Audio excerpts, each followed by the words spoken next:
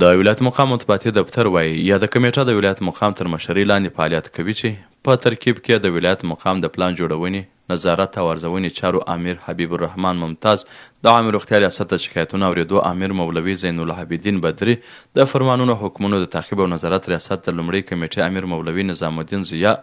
او د اقتصاد ریاست استازی ډاکټر محمد داود سهیل شامل دي. یادې کمیټې د کجکي ولسوالۍ اړوند خصوصي روغتیایي مرکزونو، روغتونونو او درملتونونو څخه هم څارنه ترسره کړله. د دې څارنې په ترڅ کې 4 خصوصي روغتیایي مرکزونه او 3 درملتونونه په هر اړخیز ډول وارزول شوله. د ارزونې پر مهال د روغتیایي خدمتونو کیفیت، د درملو د ساتنې څرنګوالی، د درملتونونو قانوني اسناد او د روغتیایي اصول مراعات تر جدي څېړنې لاندې ونیول شو. همداراز د څارنې پر مهال 109 قلمه طبیعي درمل او لابراتواري توکي چې له نیټې تېر سوي وه د له منځه وړلو په موخه راټول شوله. موظفې کمیټې د روغتیایي مرکزونو او درملتونونو کارکوونکو ته سپارښتنه وکړه چې د معیاري روغتیایي خدمتونو وړاندې کولو ترڅنګ د درملو کیفیت او د پای نیټې ته جدي پاملرنې وکړي څو خلکو ته خوندي او معیاري روغتیایي خدمات وړاندې شي.